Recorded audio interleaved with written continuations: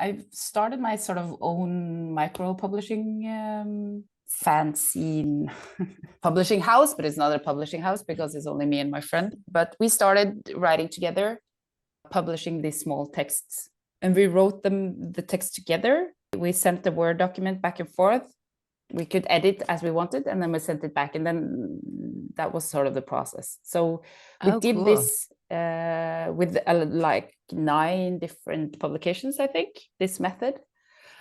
And then after some time, a publishing house contacted both of us and wanted to see if we wanted to publish all the text in an edited version at the publishing house. But we didn't want to do that because this was sort of like this underground do-it-yourself project. We said no. But then they asked us, okay, but do you want to like publish your first book here? Just send us some other texts so we can publish it. So that was my way in.